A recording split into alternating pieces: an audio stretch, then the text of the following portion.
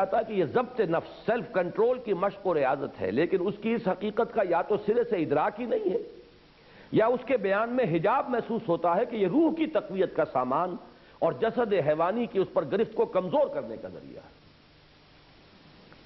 چنانچہ یہ حدیث تو تحریر و تقریر میں عام بیان ہوتی ہے کہ الصوم جنۃ، روزہ جو ہے وہ ڈھال ہے، اور اس کی تشریح پر خوب زور دیا جاتا ہے، لیکن یہ حدیث قدسی کہ الصوم لی وانا اجزی بہ، روزہ خاص میرے لیے ہے، میں ہی اس کی جزا دوں گا، اول تو کم ہی بیان ہوتی ہے، اگر ہوتی بھی ہے تو بس سرسری طور پر۔ اس پر تو چونکہ میرا ایک پورا کتابچہ موجود ہے، عظمت صوم، اس کا آپ مطالعہ کر لیں۔ یقیناً یہ جو صوم ہے کی عبادت ہے، یہ ہمیں ایک مشق بہم پہنچاتی ہے اپنے نفس کے تقاضوں کو کنٹرول میں رکھنے کی، بھوک کو قابو میں رکھ سکیں، جنسی جذبے کو قابو میں رکھ سکیں، ان تمام چیزوں کے خلاف جو ہے صوم جو ہے ایک ڈھال بن جاتا ہے، صحیح ہے۔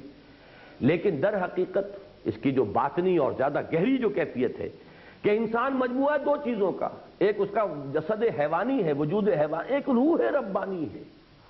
یہ صوم در حقیقت اس جسد حیوانی پر روح ربانی کی گرفت کو مضبوط کرنے کا ذریعہ ہے، بجائے اس کے کہ گھوڑا جو ہے اس کے قابو میں سوار ہونا یہ چاہیے کہ سوار جو ہے وہ گھوڑے پر قابو یافتہ ہو۔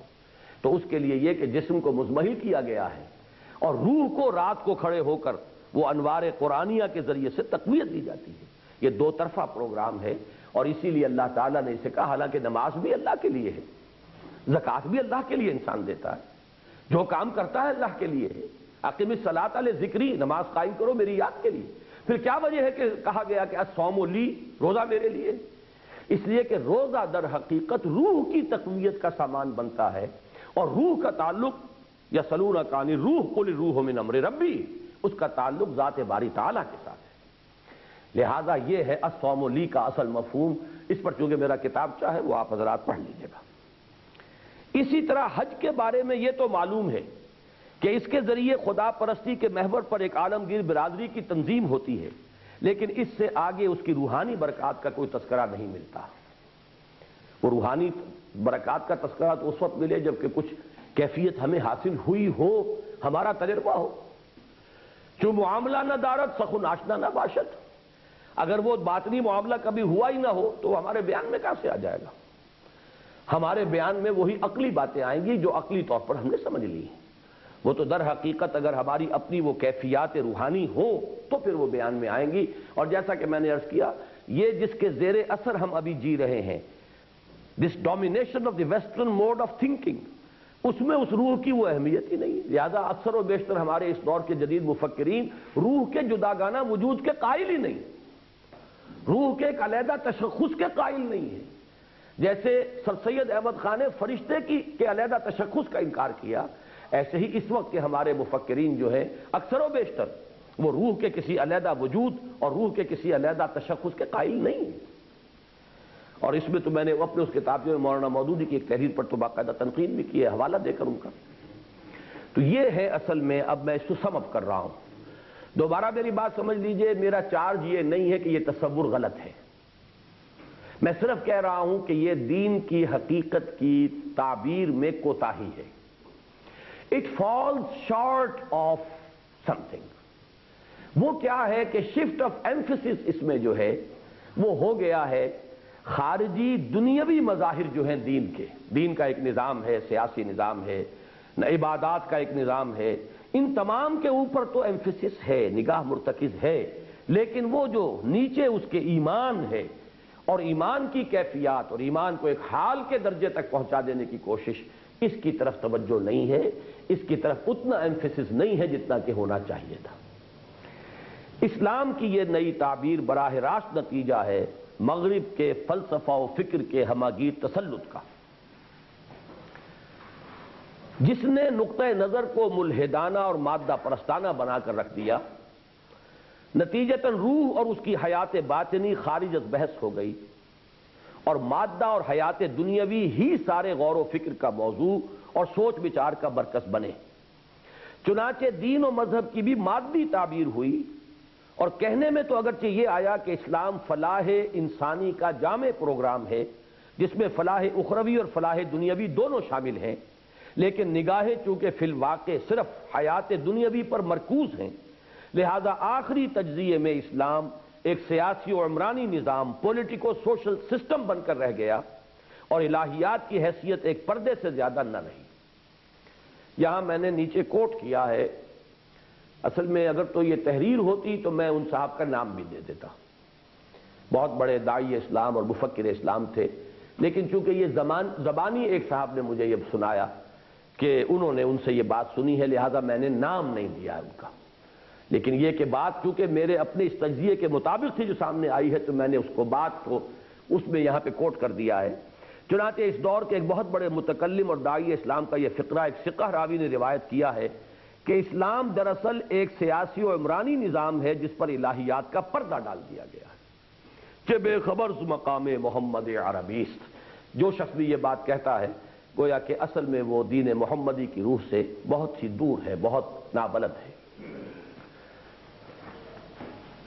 چنانچہ زندگی کا اصل مقصد یہ قرار پایا کہ اس نظام زندگی کو عملاً رائج و نافذ کیا جائے، رہی خدا کی معرفت و محبت اور اس کے ساتھ اس کے سامنے تضرع و اخبات جو عبادت کا اصل جوہر ہیں، تو ان کی حیثیت بالکل ثانوی اور اضافی ہو کر رہ گئی۔ اس میں جو دوسرا نوٹ ہے وہ اپنے طور پہ پڑھ لیجئے گا، اس کا تعلق ان تحریکوں کی کسی شخصیت سے نہیں ہے، یہ پھر وہی غلام احمد پرویز کے فکر پر۔ اصل میں یہ زیادہ ترقی پسند جو فکر ہے وہ اسی فکر کی ایک اگلی کڑی ہے، منزل اگلی ہے، یہ اسی کا اگلا قدم جو ہے پھر وہ وہاں جاتا ہے جہاں پر کہ غلام احمد پرویز جیسے جو میٹیریلسٹک جو پروسیس شروع ہوا تھا تو اس کی آخری منزل پھر سوشلزم تھی، پھر وہ ڈیموکریسی پر رکا نہیں وہ معاملہ، اس لیے کہ مادیت تو اپنی منطقی انتہا پر پہنچی ہے، وہ جدلی مادیت کے اندر۔ اسی طریقے سے یہ جو فکر ہے جو دنیاوی نظام جو ہے دین کا اس پر زیادہ ایمفیسائز کر رہا ہے اور فوکس آف ایمفیسس کرتا ہے، اس کی پھر آخری منزل وہی ہے، وہ جو نظام ربوبیت کے عنوان سے غلام احمد پرویز نے جو اپنا فکر پیش کیا ہے۔ اس اعتبار سے غور کیا جائے، اچھا یہاں یہ بھی سمجھ لیجئے کہ جہاں تک اس نظام کو قائم اور برپا کرنے کا تعلق ہے، میں اس کے لیے جد و جہد کی فرضیت کا منکر نہیں ہوں، معاذ اللہ ثم معاذ اللہ۔ میں پھر یہاں پر بھی وہی بات عرض کروں گا کہ جیسے زمین کے اوپر ایک محل ہے، اس محل کے اندر ڈرائنگ روم بھی ہے، ڈائننگ روم بھی ہے، فلاں بھی ہے، یہ بھی ہے، یہ تو ٹھیک ہے۔ اسی طرح اسلام کا ایک نظام ہے، سیاست ہے، معیشت ہے، معاشرے کا نظام ہے، سب درست ہے، لیکن اصل اہمیت اس بنیاد کی ہے جس پر یہ محل تعمیر ہوا۔ اسی طریقے سے فرائض دینی کا تصور بالکل صحیح ہے جو ان تحریکوں کے ذریعے سے آیا ہے، اور یہ بہت بڑی کنٹریبیوشن ہے ان تحریکوں کی، اس لیے کہ اس سے پہلے یہ تصور ہمارے ذہنوں سے نکل گیا تھا۔ جب سے وہ خلافت راشدہ کا نظام ختم ہوا اور کامل اسلامی نظام دنیا میں دوبارہ نہیں آیا، زیادہ سے زیادہ کہہ سکتے ہیں کچھ عرصے کے لیے وہ عمر بن عبدالعزیز رحمۃ اللہ علیہ کے زمانے میں آیا، اس کے بعد یہ کہ کبھی کبھی اچھے بادشاہ آ گئے ہیں، لیکن نظام بادشاہی تھا، وہ نظام جو تھا خلافت راشدہ کا شورائی نظام، وہ دنیا میں آج تک پھر کہیں نہیں آیا۔ اس نظام کو قائم کرنے کے لیے ابتدا میں کئی کوششیں ہوئیں، حضرت حسین میدان میں آئے، حضرت عبداللہ ابن زبیر میدان میں آئے، حضرت نفس زکیہ وہ سامنے آئے، لیکن یہ سب کے سب شہید ہوتے چلے گئے۔ بالآخر لوگوں نے یہ سمجھا کہ حکومت وغیرہ کا چکر تو چھوڑو، اب یہ ہے کہ عبادات پر توجہ کرو اور لوگوں کو کم سے کم یہ کہ دنیا سے بے رغبتی اور اس کی اللہ کی طرف اور آخرت کی طرف راغب کرنے کی کوشش کرو۔ یہاں سے ہمارے ہاں کا تصور جو ہے وہ تبدیل ہوا ہے، اور یہی تصور ہے جو چلا آ رہا ہے۔ اسی لیے علماء کے طبقے میں انہیں تو یہ بات ہی عجیب سی لگتی ہے کہ اقامت دین کی جد و جہد بھی فرض ہے۔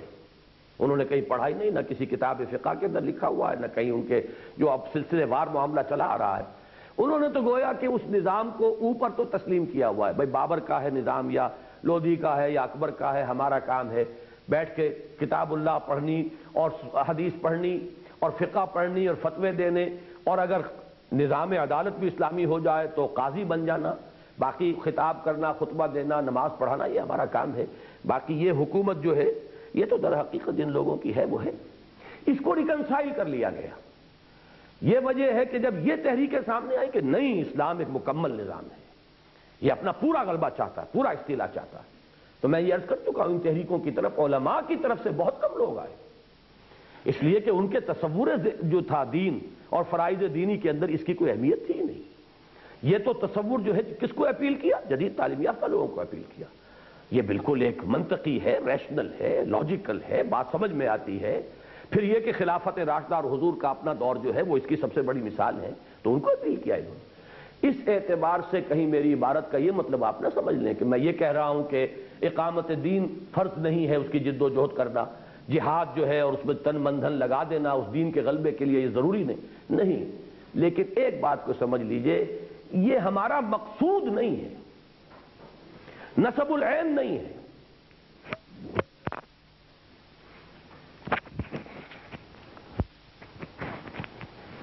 ذرا صاف کرو، کافی سے صاف کر دو، ہاں کر دو۔ یہ جو عام طور پر ایک لفظ استعمال ہوتا ہے نصب العین اور مقصود،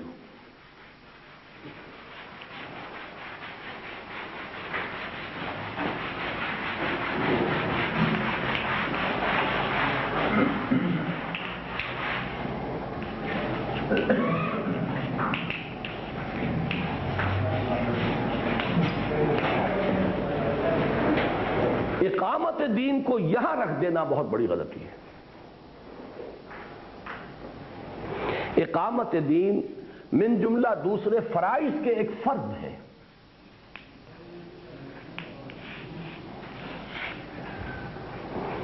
نماز فرض ہے، روزہ فرض ہے، نماز مقصود نہیں ہے۔ نماز سے اللہ کی یاد مقصود ہے، روزہ مقصود نہیں ہے، نماز سے تقوی مقصود ہے۔ اسی طریقے سے نماز فرض، روزہ فرض، زکوٰۃ فرض، لیکن مطلوب و مقصود لا مطلوب الا اللہ، لا مقصود الا اللہ۔ تو نصب العین کے درجے میں صرف رضا باری تعالی، اللہ راضی ہو جائے، یا فلاح اخروی،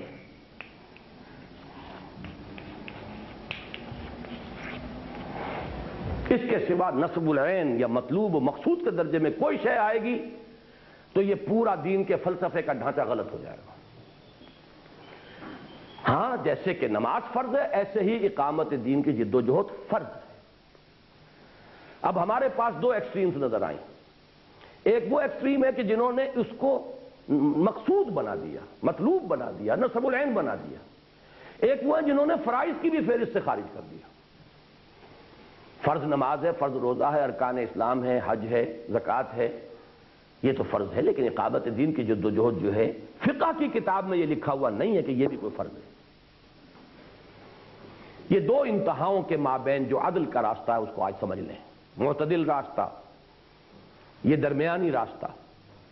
ایک انتہا یہ کہ آپ اس کو نصب العین قرار دے دیں، مقصود و مطلوب قرار دے دیں، غلط۔ نصب العین، مقصود، مطلوب سوائے رضائے باری تعالی کے یا فلاح اخروی، آخرت کی فلاح کے، اور کوئی شے نصب العین میں نہیں آئی۔ البتہ فرائض کی فہرست میں نماز، روزہ، حج، زکوٰۃ، اس کے ساتھ ہی اقامت دین کی جد و جہد، تن من دھن اس میں لگانا، یہ فرض ہے۔ دین کو قائم کر دینا فرض نہیں ہے، یہ تو ہمارے اختیار میں نہیں ہے۔ جیسے کسی ایک شخص کو بھی بدل دینا ہمارے اوپر لازم نہیں ہے، حضور پر بھی ذمہ داری نہیں تھی، اسی لیے کہا گیا کہ آپ کے ذمہ پہنچا دینا ہے۔ اگر یہ ایمان نہیں لا رہے، انک لا تہدی من احببت ولکن اللہ یہدی من یشاء، نبی آپ ہدایت نہیں دے سکتے جسے بھی چاہیں، یہ تو اللہ ہدایت دیتا ہے جس کو چاہتا ہے، اور اللہ دیتا ہے انسان کی طلب پر، یہ اس کا اصول ہے۔ اسی طرح آپ نظام بدل نہیں سکتے، آپ دین قائم کر نہیں سکتے، وہ تو کرے گا جب بھی ہوگا، جب اللہ کو منظور ہوگا، آپ کے ہاتھوں کرانا منظور ہے تو ہو جائے گا۔ تو فرض یہ ہے کہ دین کو قائم کر دینا فرض نہیں ہے، اس کے قائم کرنے کی جد و جہد کرنا فرض ہے۔ اور جیسے نماز کے لیے وضو فرض ہے، ایسے ہی اس کے لیے جماعت کا التزام فرض ہے، اس لیے کہ وہ کام ہو ہی نہیں سکتا بغیر جماعت کے۔ دین قائم نہیں کر سکتا کوئی انڈیویجول، تبلیغ کر سکتا ہے، تلقین کر سکتا ہے، تعلیم دے سکتا ہے، جو بھی چاہے کر لے، لیکن دین کا قائم کرنا for that you need a party. حزب اللہ، اس کا التزام بھی اسی طرح فرض ہو جائے گا جیسے کہ نماز کے لیے وضو فرض ہے. وضو نہیں تو نماز نہیں. آپ نے کتنے خلوص سے پڑھی ہو، نماز تو نہیں ہوئی. یا یہ پانی نہیں ہے، کوئی اور ہے، تو پھر وضو کا قائم مقام تیمم ہے. لیکن اسی طریقے سے بہرحال اس کو ذہن میں رکھیے کہ میں اس کا منکر نہیں ہوں.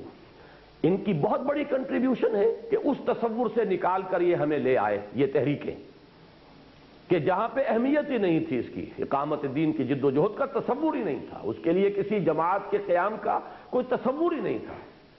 اس کے مقابلے میں جب یہ بات آ گئی کہ نہیں، یہ جد و جہد کرنا فرض ہے اور اس کے لیے جماعت قائم کرنا لازم ہے، تو یہ ایک بہت بڑی اچیومنٹ ہے، پازیٹیو اچیومنٹ ہے. لیکن اس کو اگر نصب العین کے درجے میں رکھ دیں گے تو پھر ایک غلطی ہو جائے گی. You are going on the other side of the extreme. اس اعتبار سے غور کیا جائے تو معلوم ہوتا ہے کہ یہ تحریکیں فی الواقع مذہبی سے زیادہ سیاسی و عمرانی اور دینی سے زیادہ دنیاوی ہیں. یہ بہت ہی سخت الفاظ ہیں، لیکن سخت الفاظ کی ضرورت پڑتی ہے، ورنہ یہ کہ بات ذرا گول مول رہ جاتی ہے، پورے طور سے واضح نہیں ہوتی. It must punch somewhere. تبھی پھر آدمی پورے طور پر غور کرتا ہے کہ بات کیا کہی جا رہی ہے. دیکھیے، اس کے لیے پہلے میں آپ کو اپنا ایک واقعہ سنا دوں. میں جب پڑھتا تھا میڈیکل کالج میں، جمعیت طلبہ کا میں ناظم اعلیٰ تھا، تو میں ظاہر بات ہے کہ میں نے اپنا پورا کیریئر اس کے داؤ پر لگایا. تو میں محنت کرتا تھا جمعیت کے لیے، بھاگ دوڑ. میں نے ایک اور نوجوان کو دیکھا، وہ سوشلسٹ تھا، دیال سنگھ کالج کا اسٹوڈنٹ تھا، بہت نیک شریف آدمی. میں نے اس سے ایک سوال کیا کہ دیکھو بھائی، ہم تو اگر کوئی قربانی دے رہے ہیں، اپنی تعلیم کا نقصان کر رہے ہیں، حرج کر رہے ہیں اپنی ان مصروفیات کی وجہ سے، تو ہمارے سامنے تو ایک کنسولیشن کہہ لیں، کوئی ایک ہماری تسلی کے لیے سامان ہے کہ ہم آخرت کو مانتے ہیں. یہاں کا نقصان ہوگا، یہاں کا ڈیبٹ وہاں کا کریڈٹ تو بن جائے گا نا. یہ تم کاہے کے لیے کر رہے ہو یہ کام؟ تو واقعہ یہ ہے جیسے سورہ بقرہ میں آیا ہے، فَبُہِتَ الَّذِي كَفَرَ. وہ چونکہ شریف تھا، طبعاً بہت شریف لڑکا تھا، اگر ذرا تیز ترار قسم کا دوسرے قسم کا ہوتا تو زبان چلانی شروع کر دینی تھی، چاہے وہ بامانی ہوتی یا بے معنی ہوتی. لیکن یہ کہ وہ ایک دم چپ ہو گیا، غور میں پڑ گیا. اس نے مجھے کوئی الٹا سیدھا جواب نہیں دیا. میں نے بھی بات کو آگے نہیں بڑھایا. میں نے کہا اب یہ سوچے. ایک سوال سامنے آ گیا. اب اسی کا میں برعکس آپ کو بتا رہا ہوں. ایک کمیونسٹ ہے، وہ بھی اپنا کیریئر برباد کرتا ہے، تباہ کرتا ہے، یہاں تک کہ پھانسی کا پھندا چوب کر اپنے گلے میں ڈالتا ہے، یا فائرنگ سکواڈز کے سامنے کھڑے ہوتے ہیں لوگ، سینہ تان کر اور گولیاں کھاتے ہیں. تبھی انقلاب آتا ہے. ویسے تو انقلاب نہیں آتا. اگر رشیا میں بولشوک ریولوشن آیا تو لوگوں کی قربانیوں سے آیا. یہ جیسا بھی ریولوشن تھا ایران کا، بہرحال ہزاروں لوگوں نے گولیاں کھائیں، سینکڑوں کو ٹارچر کر کے جو ہے کسی کا ہاتھ ناکارہ کر دیا گیا، کسی کی ٹانگ ناکارہ کر دی گئی. یہ جو ساوک کے بھیڑیے جو کچھ کرتے رہے ایران کی جیلوں کے اندر، جب تک کہ سینکڑوں لوگوں نے اس کو برداشت نہیں کیا اور جب تک کہ ہزاروں نے جانے نہیں دی تو انقلاب تو نہیں آیا. لیکن اب کمیونسٹ ریولوشن کو ذہن میں رکھیے، وہ اللہ کے لیے تو نہیں کر رہے، نہ آخرت کے لیے کر رہے ہیں، نہ آخرت کو وہ مانتے ہیں نہ اللہ کو مانتے ہیں. کر رہے ہیں. کیوں کر رہے ہیں؟ کہ ان کے نزدیک جو نظام قائم ہے اس وقت ان کے ہاں، سرمایہ دارانہ نظام یا جاگیردارانہ نظام، یہ ظالمانہ نظام ہے. اور جو نظام وہ قائم کرنا چاہتے ہیں وہ بہتر ہے نوع انسانی کے لیے، وہ مبنی بر عدل و انصاف ہے، اس لیے کر رہے ہیں. پیش نظر ایک دنیاوی انقلاب ہے، ان کے سامنے آخرت و آخرت نہیں ہے، نہ اللہ کو راضی کرنا پیش نظر ہے. اب اگر کوئی معاملہ یہ ہو کہ ہم بھی قربانیاں دے رہے ہوں، محنتیں کر رہے ہوں، بھاگ دوڑ کر رہے ہوں، سب کچھ ہے، لیکن ہمارے بھی پیش نظر اگر صرف ایک دنیاوی انقلاب آ جائے تو معلوم ہوا کہ نوعیت میں تو کوئی فرق نہیں. فرق صرف یہ رہ گیا کہ ہمارے نزدیک اسلامی نظام زیادہ مبنی بر انصاف ہے اور ان کا نظام جو ہے وہ اتنا مبنی بر انصاف نہیں ہے، یا اس میں کوئی خامی ہے، یہ کامل ہے. باقی جہاں تک موٹیویشن کا تعلق ہے، موٹیویشن میں کوئی فرق نہیں ہے اگر پیش نظر صرف ایک دنیاوی انقلاب برپا کر دینا ہے. جب تک کہ شعوری طور پر، یہ ساری بحث جو آج کی ہے اسی کے گرد گھوم رہی ہے، جب تک کہ شعوری طور پر ایمان انسان کا حال نہ بن گیا ہو اور اس کا مقصود و مطلوب منزل ما کبریاست، مطلوب صرف ذات باری تعالی ہے، لا مقصود الا اللہ، لا مطلوب الا اللہ، لا محبوب الا اللہ، اس سے کم تر درجے میں صرف ایک چیز شامل ہو سکتی، فلاح اخروی، ورنہ اصل میں تو یہ ہے اللہ کو راضی کرنا، استرضاء باری تعالی اصل شے تو وہ ہے۔ لیکن یہ کہ اس کے لیے جد و جہد ہے، محنت ہے، اس کے لیے جیسے مجھ پر روزہ فرض ہے ایسے ہی مجھ پر اقامت دین کی جد و جہد فرض ہے، جیسے مجھ پر نماز فرض ہے ویسے ہی یہ اقامت دین کے لیے جہاد فرض ہے، جیسے اس کے لیے وضو کی ضرورت ہے ایسے ہی اس کے لیے التزام جماعت لازمی، یہ بالکل علیحدہ مسئلہ ہے۔ یہ ہو تب تو معاملہ وہ ہے کہ جو هو المطلوب کے درجے کی شے ہے، یہ نہیں ہے تو پھر ہم بھی گویا کہ ایک دنیاوی انقلاب کے داعی ہیں اور اس میں پیش نظر ہمارے دنیا کا ویلفیئر، دنیا کی بھلائی، عوام کی بہبود، ایک نظام عدل قائم کر دینا ہے۔ بس فرق صرف یہ ہے کہ ہمیں یہ نظام اچھا لگا، انہیں وہ نظام اچھا لگا۔ اس اعتبار سے اب دیکھیے، میں نے اس لیے کہا ہے، اس اعتبار سے غور کیا جائے تو معلوم ہوتا ہے کہ یہ تحریکیں فی الواقع مذہبی سے زیادہ سیاسی و عمرانی، پولیٹیکو سوشل موومنٹس، اور دینی سے زیادہ دنیاوی ہیں، اور آخری تجزیے میں دوسری سیاسی و معاشی تحریکوں سے صرف اس اعتبار سے مختلف ہیں کہ ان کے نزدیک سرمایہ دارانہ جمہوریت یا اشتراکیت بہتر نظام حیات ہیں، اور ان کے نزدیک اسلام انسانی زندگی کے مسائل کو بہتر طور پر حل کرتا ہے۔ گویا در حقیقت مذہب کی اصل اقدار کے احیاء کا کام تو ابھی شروع بھی نہیں ہوا، نہ مصطفیٰ نہ رضا شاہ میں نمود اس کی کہ روح شرق بدن کی تلاش میں ہے ابھی۔ یہ ایک اسپیکٹ ہے اس کا۔ دوسرا اسپیکٹ وہ ہے جو میرا اس میں جو مسلمانوں کے عروج و زوال والا مضمون ہے، ایک گریجولی ہم آگے بڑھ رہے ہیں، لیکن یہ کہ ابھی جو اصل اقدار ہے مذہب کی وہ ہے وہ ایمان اور اس کا حال بننا۔ یہاں سے گاڑی چلے گی تو پھر یہ منزل تک پہنچے گی، اگر یہ نہیں ہے تو راستے میں رہ جائے گی، جیسے کہ یہ تحریکیں بھٹک گئیں۔ یہی سبب ہے کہ یہ تحریکیں بے لنگر کے جہازوں کے مانند ادھر ادھر بھٹک رہی ہیں، اور ان کا حال اکثر و بیشتر اس مسافر کا سا ہے جسے نہ تو منزل ہی کا پتہ رہا اور نہ ہی یہ یاد رہا کہ سفر شروع کہاں سے کیا تھا۔ ہم تو فانی جیتے جی وہ میت ہیں بے گور و کفن، غربت جس کو راس نہ آئی اور وطن بھی چھوٹ گیا۔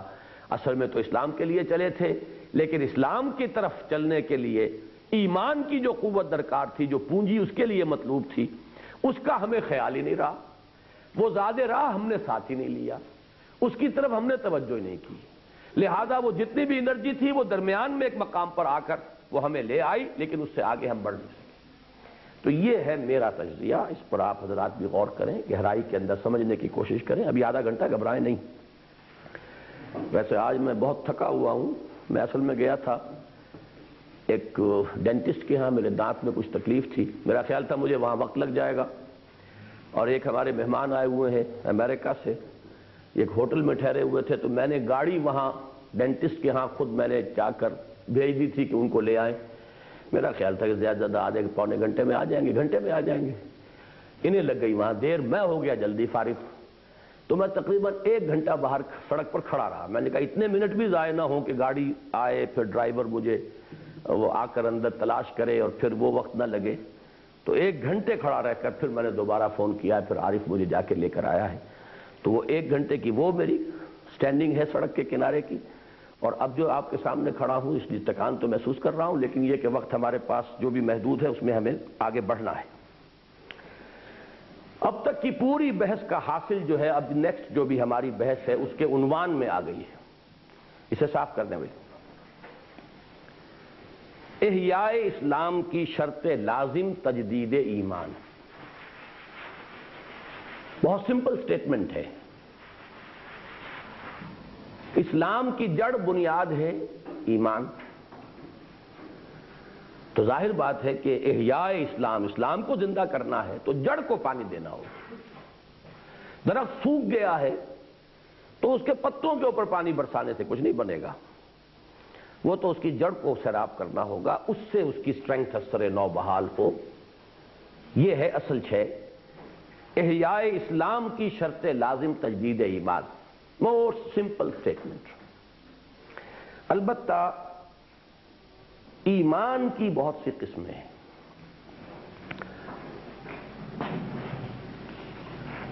دیکھیے ایمان کی ایک براڈ تقسیم یہ ہے کہ ایک ایمان ہے قانونی یا فقہی،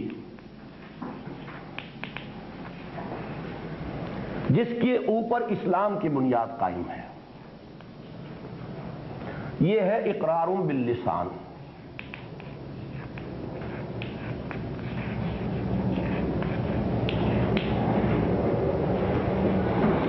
ایک ہندو ہے، سکھ ہے، پارسی ہے، عیسائی ہے، ابھی کہتا اشہد ان لا الہ الا اللہ واشہد ان محمد رسول اللہ، تو مسلمان ہو گئے. آپ یہ نہیں کہہ سکتے تمہارے دل میں تو یقین نہیں ہے، آپ کو کیا پتا؟ آپ کوشچن نہیں کر سکتے. عین حالت جنگ میں بھی ایک موقع پر جب حضرت اسامہ ابن زید رضی اللہ تعالی عنہما کے تلوار کے نیچے ایک کافر آ گیا، کلمہ پڑھ دیا. حضرت اسامہ نے وہی سمجھا جو ہم سمجھتے کہ اس نے جان بچانے کے لیے یہ چال بازی کی، تلوار نہیں روکی، گردن اڑا دی. لیکن دل میں ایک خلش رہی. حضور سے جا کر پوچھا. حضور نے فرمایا تم نے کیا کیا یہ اسامہ؟ غلط کام کیا. قیامت کے دن کیا جواب دو گے جب کلمہ تمہارے خلاف استغاثہ لے کر آئے گا؟ انہوں نے عرض کیا کہ حضور نے جان بچانے کے لیے پڑھا تھا. تو اب حضور نے فرمایا ہلا شققت قلبہ، تو پھر تم نے اس کا دل چیر کر کیوں نہیں دیکھ لیا؟ کیا تم نے اس کا دل چیر کر دیکھ لیا تھا؟ یہ گویا کہ ایک بہت ہی حضور صلی اللہ علیہ وسلم کی طرف سے اظہار ناپسندیدگی ہوا ہے. تو اسلام کا دار و مدار کسی کو مسلمان قرار دینے کا یہ اقرار باللسان پر ہے، اور یہ اسی کے لیے لفظ ہے شہادت. ایک ہے ایمان حقیقی.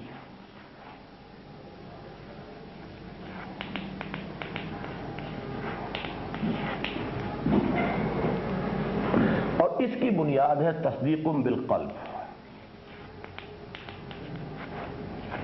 یا یقین قلبی.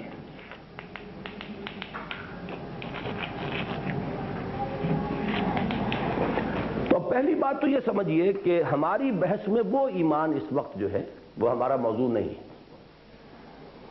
وہ ایمان تو اس وقت دنیا میں 1 ارب سے زیادہ، 1 بلین سے زیادہ لوگ ہیں جو اس ایمان کے حامل ہیں، مسلمان ہیں، کلمہ گو ہیں، امت محمد میں ہیں صلی اللہ علیہ وسلم.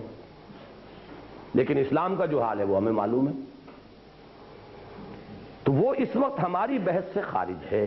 اس سے یہ نہیں ہے کہ اس کی کوئی اہمیت نہیں ہے، معاذ اللہ اس کی بڑی اہمیت ہے. لیگل لیول پر تو اسی کی اہمیت ہے ساری. قانون میں تو دیکھا ہی اس کو جاتا ہے، اس لیے کہ ہم کسی کا دل چیر کر دیکھ ہی نہیں سکتے. چیر بھی لیں گے تو نہیں دیکھ سکتے اس میں کہاں لکھا ہوگا کہ ایمان ہے کہ نہیں ہے. لہذا دنیا میں سارا معاملہ اس پر بیسڈ ہے. اسی لیے وہ امام ابو حنیفہ کا قول ہے کہ الایمان قول، اس میں کسی کا فعل بھی نہیں آتا، عمل بھی نہیں آئے گا. تارک صلاۃ مجرم ہے، کافر نہیں ہے. منکر صلاۃ کافر ہے، انکار کر دے گا تو کافر. اس کا مطلب لسان کی بات ہے ساری. اگر کہے کہ یہ نماز ہے ہی نہیں دین میں تو کافر ہو جائے گا. مانے کہ نماز فرض ہے اور پڑھتا نہیں ہے تو آپ سزا دیں، جو بھی کریں. چوری کوئی کرتا ہے ہاتھ کاٹیں، لیکن کافر نہیں ہو جاتا چوری کرنے سے، رہتا مسلمان ہی ہے. اصل میں ہماری جو بحث ہے اس وقت وہ اس ایمان سے ہے کہ جس کام کے لیے ہم احیاء اسلام کی جو شرط لازم ہے وہ ایمان نہیں، یہ ایمان ہے. اس یقین قلبی کے بھی اب 2 حصے ذہن میں رکھ لیجئے، بڑے بڑے. ایک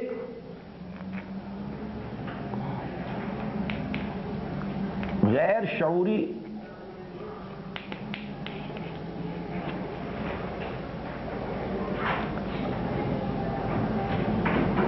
اور ایک شعوری.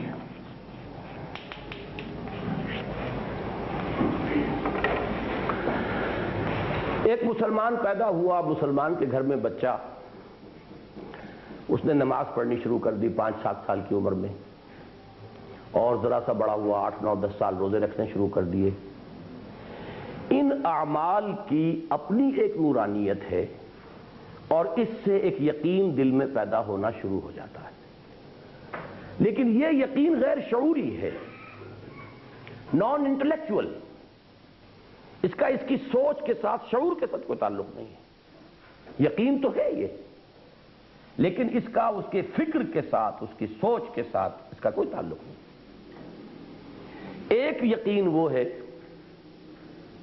جو ایک مفکر غور و فکر کر رہا ہے، سوچ بچار کر رہا ہے، اس کائنات کے حقائق کو، گواہیوں کو دیکھ کر اللہ کو پہچانتا ہے، پھر مزید غور و فکر کرتا ہے، آخرت کی حقیقت اس کے سامنے آتی ہے، پھر کسی نبی کا پیغام کان میں آتا ہے، لبیک کہتا ہے، قبول کرتا ہے، ہاں یہی بات جو میرے دل میں تھی وہی بات یہ ہے۔ دیکھنا تقریر کی لذت کے جو اس نے کہا، میں نے یہ جانا کہ گویا یہی میرے دل میں ہے۔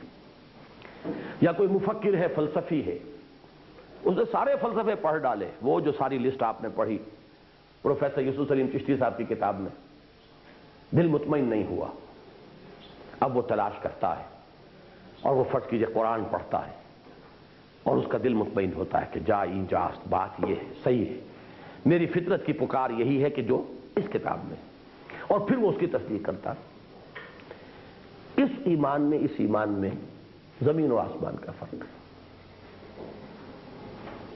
اس کے لیے اس شعوری ایمان کے پھر کئی سٹیجز ہیں کہ جو مولانا محمود حسن صاحب شیخ الہند رحمۃ اللہ علیہ نے اپنی تفسیر کے اندر، وہ جو ترجمہ ہے قرآن کا، اس میں ہے ایمان عقلی، ایمان سمعی۔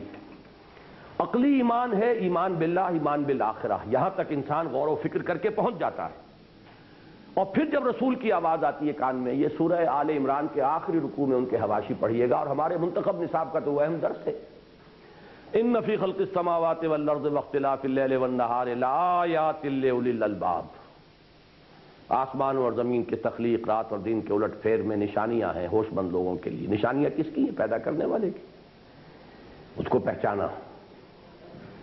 الذین یذکرون اللہ قیاما وقعودا، اب اللہ کو یاد رکھتے ہوئے مزید غور و فکر کیا، کھڑے بیٹھے ہر حال میں اللہ کو یاد کر رہے ہیں، مزید غور و فکر کیا تو پہنچا انسان یہاں تک، ربنا ما خلقت ھذا باطلا، اے رب ہمارے تو نے یہ سب کچھ بیکار پیدا نہیں کیا۔ اگر یہاں کوئی گھاس کا تنکا بھی بیکار نہیں ہے تو میرے اندر جو اخلاقی حص ہے کہ میں کسی شے کو نیک سمجھتا ہوں، کسی کو شر سمجھتا ہوں، کسی کو خیر سمجھتا ہوں، یہ بے نتیجہ تو نہیں ہو سکتی، نتیجہ نکلے گا، وہ نتیجہ آخرت کا ہے۔ دنیا میں تو نتیجہ نہیں نکل رہا، بسا اوقات الٹا نکلتا ہے، سچ بول کے جوتے پڑ جاتے ہیں، جھوٹ بول کر جو ہے آدمی کو دولت مل جاتی ہے، یہ ہوتا ہے دنیا میں۔ میں تو وہ شعر سنایا کرتا ہوں، ہمیشہ یاد آ جاتا ہے، اے دیانت برتو لعنت از تو رنجے یافتم، اور خیانت برتو رحمت از تو گنجے یافتم، اے خیانت تجھ پر اللہ کی رحمتیں ہو، تیرے ذریعے سے تو مجھے خزانے ملے، اور اے دیانت تجھ پر لعنت ہو اللہ کی، تیری وجہ سے میرے دوست بھی ناراض ہو گئے۔ صحیح بات کہہ کے دیکھیے، دوست بھی ناراض ہو جائے۔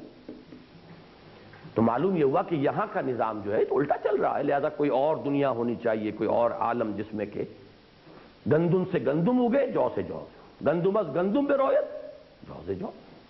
اس کے بعد آتا ہے وہاں پر ربنا اننا سمعنا منادیا ینادی للایمان۔ جو لوگ اس سٹیج پر پہنچ چکے ہوں اپنے ذاتی غور و فکر کے نتیجے میں، ان کے سامنے جب نبی کا پیغام آتا ہے، نبی کی پکار آتی ہے، وہ ایسے جاتے ہیں تیر کی طرح، انہیں تو وہ اپنے دل کی پکار معلوم ہوتی ہے، یہ نبی کی پکار نہیں ہے، ان کی فطرت کی پکار ہے، ان کے دل کی پکار ہے۔ جیسے ابو بکر صدیق نے تصدیق کی ہے آگے بڑھ کر، حضور فرماتے کہ میں نے جس کے سامنے بھی اسلام کی دعوت پیش کی، اس نے تھوڑا سا توقف ضرور کیا، سوائے ابو بکر کے کہ اس نے ایک لمحے کی تاخیر کیوں نہیں کی، اس لیے کہ ان کے لیے وہ وہاں تک خود پہنچے ہوئے تھے۔ تو یہ ایمان ہے در حقیقت اولو الالباب کا، ہوش مندوں کا، انٹلیکچوئلز کا۔ وہ ایمان جو ہے، یقین تو ہے، پیدا ہوتا ہے، عمل سے پیدا ہوتا ہے یقین، جیسے یقین سے عمل پیدا ہوتا ہے ایسے عمل سے یقین پیدا ہوتا ہے، لیکن وہ رہے گا نان انٹلیکچوئل، اس کے اندر فکر والی بات نہیں ہوگی، اس میں وہ شعور والی بات نہیں ہوگی۔ یہ پریمیسز سمجھ میں آ گئے تو اب پڑھیے، اسلام کی بنیاد ایمان پر ہے، اور احیاء اسلام کا خواب ایمان کی عمومی تجدید کے بغیر کبھی شرمندہ تعبیر نہ ہو سکے گا۔ یہ تو 2 اور 2 4 کی طرح کا سٹیٹمنٹ ہے۔ مسلمان ممالک کی سیاسی آزادی و خود اختیاری بھی یقیناً بہت اہم ہے، اور اس سے بھی ایک حد تک اسلام کی نشأت ثانیہ کی راہ ہموار ہوئی ہے۔ یہ ہم نے پچھلے جو حصوں میں صفحات میں پڑھا تھا کہ ان جو آزادی کی تحریکیں تھیں ان کے نتیجے میں اسلام کی نشأت ثانیہ کی راہ ہموار ہوئی ہے۔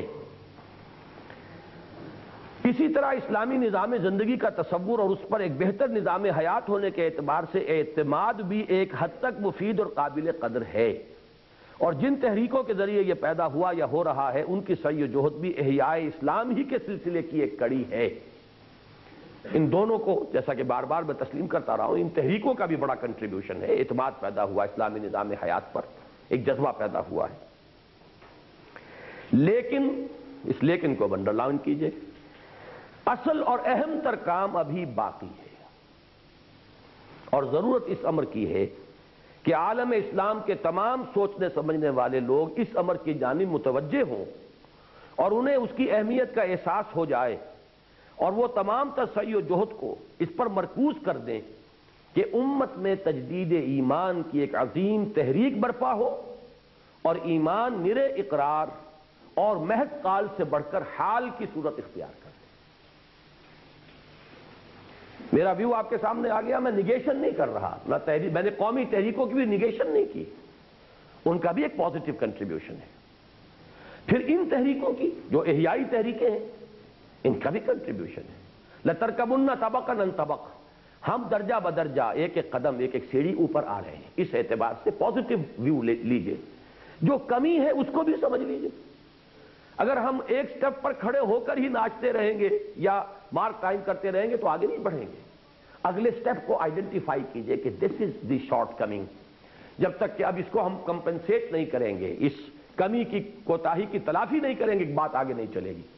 اس معنی میں یہ ہے، اور اس کو کسی پر خامخواہ کسی کی تنقیص یا کسی کی تردید جو ہے یا مخالفت یہاں پیش نظر نہیں ہے، بلکہ ان تمام تحریکوں کو اپنا کام سمجھ کر یہ ایک طرح کا سیلف اسیسمنٹ ہے کہ ہم کہاں تک پہنچ گئے اور کون سا کام باقی ہے۔ تو وی شوڈ نو کہ اگلا ہمارا جو ہے ایمفیسس کس کام پر ہونا چاہیے۔ وہ یہ ہے کہ امت میں تجدید، اسے انڈر لائن کر لیں، امت میں تجدید ایمان کی ایک عظیم تحریک برپا ہو اور ایمان نرے اقرار اور محض قال سے بڑھ کر حال کی صورت اختیار کر لے۔ اس کے بعد کا پیراگراف تقریباً وہ ہے جو ہم پہلے پڑھ چکے ہیں، لہذا صرف ریپیٹیشن ہے، اس کو تیزی سے پڑھ لیں گے۔ ایمان لا محالہ کچھ ماوراء طبیعیاتی حقائق پر یقین کا نام ہے، وہ 3 چیزیں، اور اس راہ کا پہلا قدم یہ ہے کہ انسان اندیکھی حقیقتوں پر دکھائی دینے والی چیزوں سے زیادہ یقین رکھے، اور سر کے کانوں سے سنی جانے والی باتوں سے کہیں زیادہ اعتماد ان باتوں پر کرے جو صرف دل کے کانوں سے سنی جا سکتی ہے۔ گویا ایمان بالغیب اس راہ کی شرط اولین ہے۔ بہت پیارا ہے یہ چند جملوں کا جو پیراگراف ہے، اس کا تعلق ایک تو جڑ گیا قرآن مجید کے آغاز سے۔ سورہ بقرہ کا آغاز کیا ہے؟ پہلی شرط کیا ہے؟ ھدی للمتقین الذین یؤمنون بالغیب، اور اسی کے لیے کنفیوشس کا ایک فقرہ ہے جو مجھے یاد ہے، حکمت کا نقطہ آغاز ہی اصل میں یہ ہے، there is nothing more real than what cannot be seen, and there is nothing more certain than what cannot be heard. ان کانوں سے جو چیزیں نہیں سنی جا سکتی ان سے زیادہ یقینی چیزیں کوئی نہیں، ان آنکھوں سے جو کچھ نہیں دیکھا جا سکتا ان سے زیادہ واقعی حقیقتیں اور کوئی نہیں۔ ایک تو یہ ہے کہ آپ یہ طے کر لیں کہ صاحب جو کچھ ہماری حواس خمسہ کی گرفت میں نہیں آتا ہمیں کوئی دلچسپی نہیں، لیو اٹ۔ یہ تو ہے نا ماڈرن کلچر، جدید تہذیب تو یہی ہے، لیکن فکر اور حکمت اور وزڈم اس کا تو پہلا قدم یہ ہے کہ اصل میں یہ تو ٹپ آف دی آئس برگ ہے، اصل حقائق تو ہماری نگاہوں سے اوجھل ہیں۔ There is nothing more certain than what cannot be heard, and there is nothing more real than what cannot be seen. ایمان بالغیب۔ چلیے و نظر کا یہ انقلاب اور نقطہ نظر اور طرز فکر کی یہ تبدیلی لازمی و لابدی ہے کہ کائنات غیر حقیقی اور محض وہمی و خیالی نظر آئے، لیکن ذات خداوندی ایک زندہ جاوید حقیقت معلوم ہو۔ مجھے یاد آ گیا اس مرحلے پر، اچھا ہوا اللہ تعالیٰ نے صحیح موقع پر یاد دلا دیا۔ میں نے عرض کیا تھا جب کہ ہم چشتی صاحب کے وہ مضمون کے کچھ حصے پڑھ رہے تھے کہ صرف ایک فلسفہ یورپ میں ایسا ہے کہ جو مذہب کی تائید کرتا ہے یا تقویت کا سبب بن سکتا ہے، باقی تو وہ ساری لسٹ ہم پڑھ چکے تھے، امپیریسزم اور لاجیکل پازیٹیوزم اور ریئلزم اور میٹیریلزم اور مارکسزم وغیرہ وغیرہ، لیکن ایک ہے آئیڈیلزم۔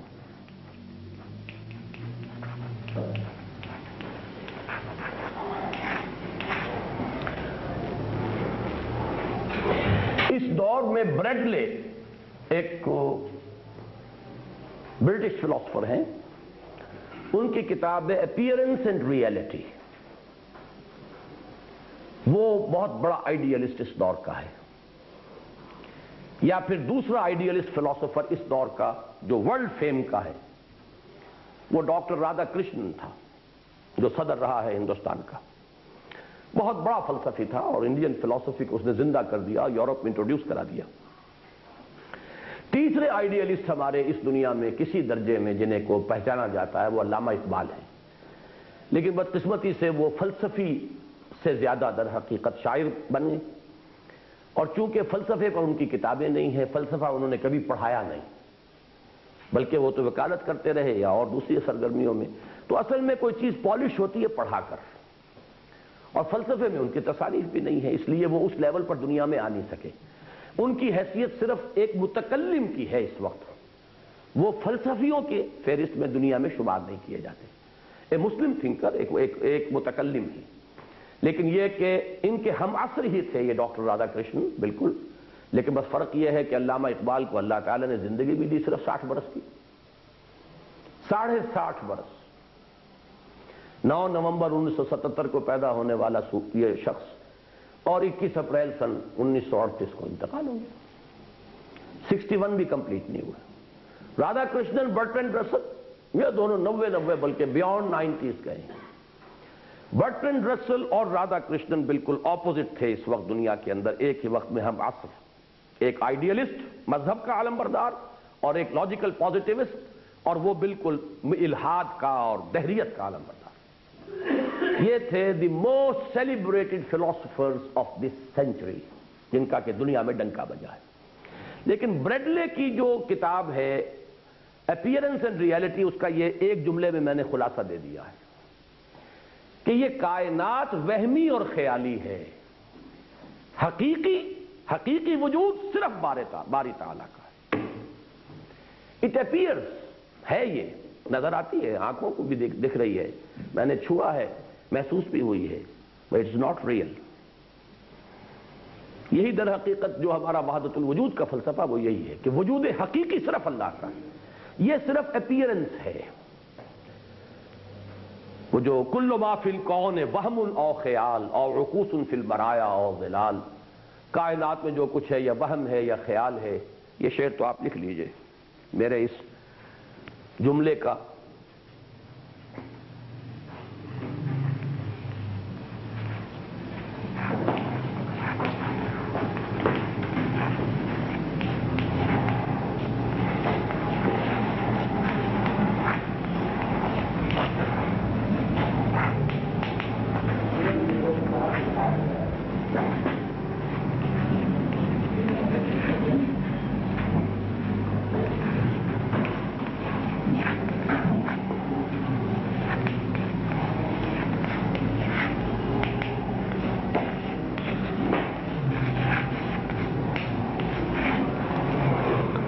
ما فی الکون وہم او خیال او عکوس فی البرایا او ظلال، کائنات میں جو کچھ ہے یا وہ وہم ہے یا خیال ہے،